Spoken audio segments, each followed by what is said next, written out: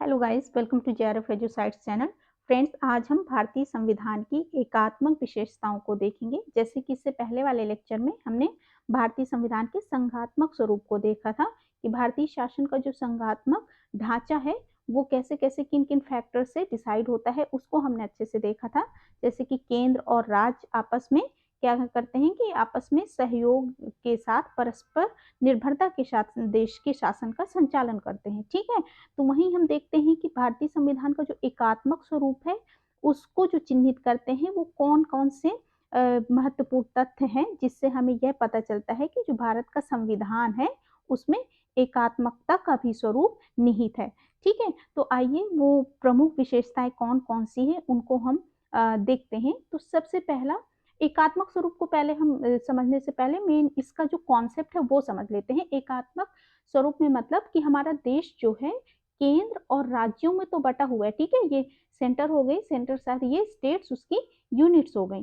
ठीक है, तो यहाँ पर हम एकात्मक स्वरूप में मतलब क्या देखते हैं कि जो केंद्र है वो शासन या सत्ता का प्रमुख स्रोत है। ठीक है, इसमें मतलब कि जो नियम और नीतियों का निर्धारण है, सारा जो प्रभुत्व है ये किसके किसके द्वारा संचालित किया जा रहा है, मतलब केंद्र के द्वारा। केंद्र में शासन की जो शक्तियां हैं, शक्तियों का निर्धारण जो प्रमुख इकाई है वो हमारा केंद्र है। ठीक है, केंद्र से राज्यों को आदेश मतलब दिए जाएंगे और राज्य जो होंगे किसके होंगे, केंद्र के अधीन है। ठीक है, तो हमारे कॉन्स्टिट्यूशन में ऐसे कौन कौन से प्रोविजंस हैं तो जो हमारे भारतीय शासन को एकात्मक बनाने के स्वरूप को प्रदर्शित करते हैं, तो हम उनको देखेंगे। ठीक है, तो आइए शुरू करते हैं।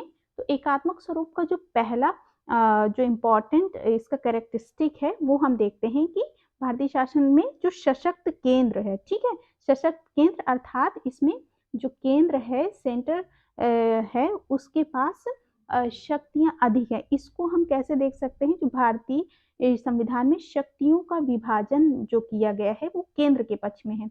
हम देखते हैं कि भारतीय संविधान की 7वीं अनुसूची में, ठीक है, जो 7th शेड्यूल है उसमें केंद्र, राज्य और उसकी इकाइयों के बीच जो शक्तियों का बंटवारा किया गया है, तो हम देखते हैं कि जो ज्यादातर मतलब शक्तियां हैं वो केंद्र के पक्ष में ही निर्धारित की गई हैं। जैसे कि आप इसमें देख सकते हैं कि विदेश मामले, मुद्रा, बैंकिंग, संचार, रक्षा, ये मतलब मेन मेन जो इम्पोर्टेंट है, तो ये किसके पास ये शक्तियां निहित की गई हैं, वो केंद्र सरकार के पास निहित की गई हैं।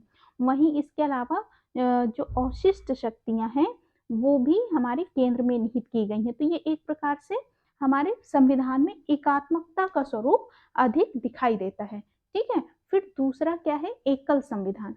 दूसरे एकल संविधान में हम क्या देखते हैं कि जो भारत का संविधान है वो एकल है, अर्थात संविधान है वो केवल केंद्र सरकार का ही है, उसमें राज्यों का कोई अलग से संविधान अपना नहीं है। ठीक है, जैसे कि हम इसको फॉर एग्जांपल ऐसे समझ सकते हैं कि जैसे यूएसए में क्या है कि जैसे केंद्र के पास अपना एक अलग संविधान है, इसके साथ ही राज्यों के पास भी उनका अपना संविधान है।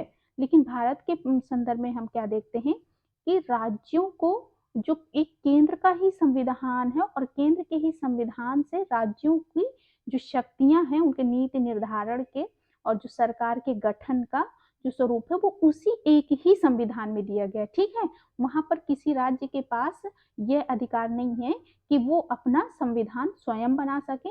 यह जब हमारी संविधान सभा गठित हुई थी तो उसमें भी यह निर्धारित नहीं किया गया कि केंद्र के पास एक अपना संविधान होगा और इसके साथ ही राज्य के पास भी अपना संविधान होगा। तो ऐसा कोई प्रावधान भारतीय संविधान में नहीं है। ठीक है, अर्थात कहने का मतलब है कि भारतीय शासन का जो स्वरूप है वो एकल संविधान है जो कि भारतीय शासन के एकात्मकता को प्रदर्शित करता है। ठीक है, वही दूसरा क्या है, संविधान में जो संशोधन की प्रक्रिया है, तो भारतीय संविधान का जो स्वरूप है हम देखते हैं कि लचीला स्वरूप है और इसमें भारतीय संविधान में संशोधन की प्रक्रिया मुख्यतः क्या है कि जो संशोधन का प्रावधान है उसमें जो शक्तियां हैं एक बड़े हिस्से को केवल केंद्र सरकार के द्वारा अर्थात संसद के द्वारा ही संशोधित किया जा सकता है। कुछ ही मामलों में हम देखते हैं कि जिसमें राज्यों की सहमति आवश्यक होती है। इसके अलावा ये अगर संविधान में हमें संशोधन करना है तो उसके लिए राज्य प्रस्ताव नहीं ला सकते हैं। अगर संविधान में किसी प्रकार का संशोधन करना है,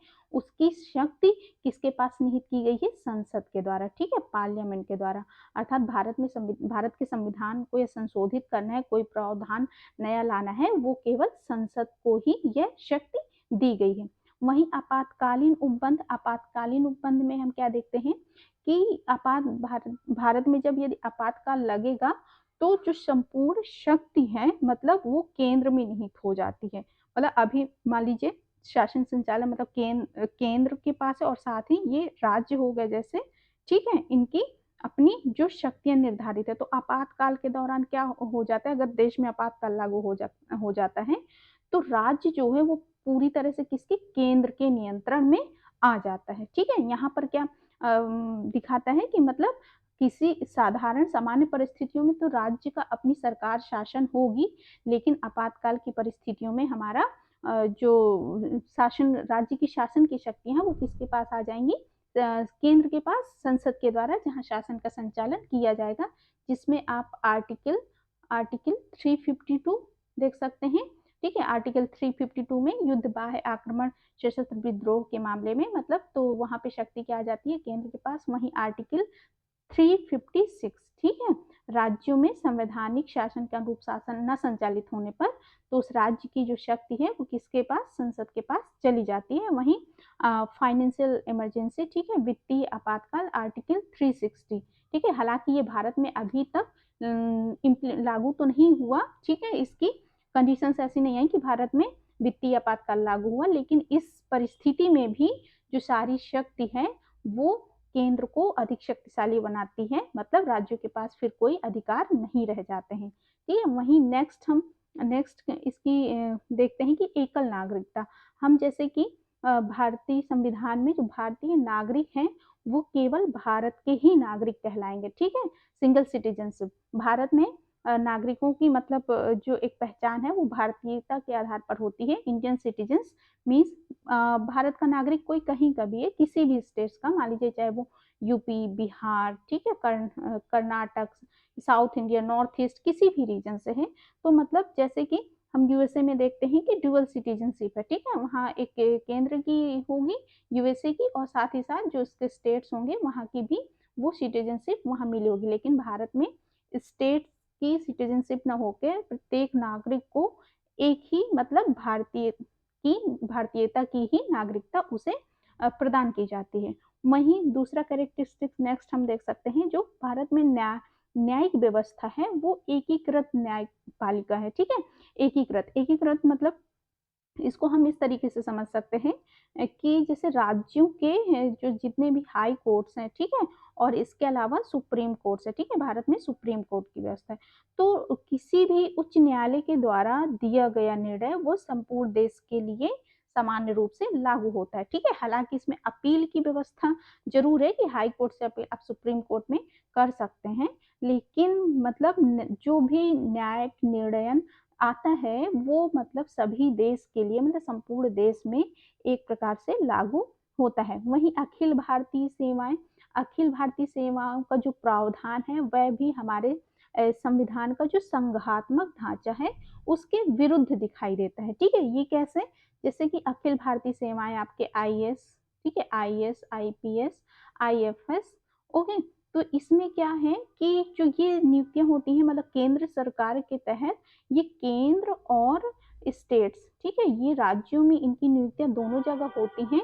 तो इसका नियुक्ति कहाँ के द्वारा किया जा रहा है? केंद्र के द्वारा। और केंद्र के द्वारा मतलब केंद्र में भी होंगे इनके एडमिनिस्ट्रेटर और प्लस ये स्टेट्स में अपॉइंट होंगे। तो ये भी कहीं ना कहीं देखिए ना, केंद्र के द्वारा नियुक्त की जा रही है जो, और केंद्र के द्वारा मतलब केंद्र और राज्य दोनों में, ठीक है ना, दोनों में नियुक्त की जा रही है।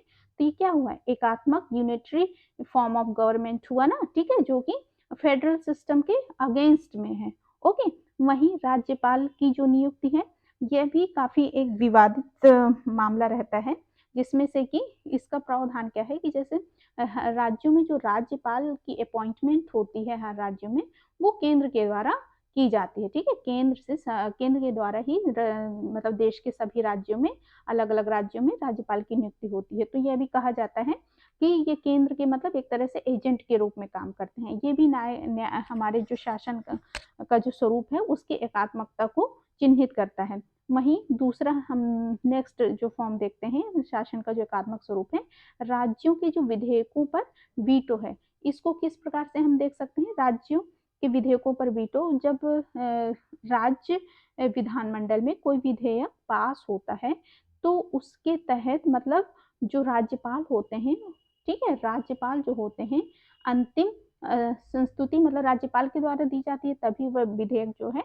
अधिनियम या कानून बनता है। लेकिन किसी परिस्थिति में राज्यपाल के पास यह शक्ति है जिसका एक्सप्लेनेशन आर्टिकल 201 में दिया गया है, और इसके तहत क्या करते हैं कि राज्यपाल उस विधेयक को राष्ट्रपति की अनुमति के लिए उसको सुरक्षित रख सकते हैं, ठीक है? तो यह भी एक प्रकार से राज्यों की जो शक्ति है उसको कम करता है, और ये एक प्रकार से ये इसका पावर दिखाता है कि वो पूर्ण रूप से शक्ति किसमें निहित है, केंद्र में चली जाती है, ठीक है? क्योंकि राज्यपाल के द्वारा जो विधेयक सुरक्षित रखा जाता है वो अंततः राष्ट्रपति की सहमति के लिए रखा जाता है। तो यह भी एक प्रकार से हमारे शासन के संघात्मक स्वरूप के विरुद्ध होकर कहीं न कहीं ये हमारे एकात्मक शासन को चिन्हित प्रदर्शित करता है।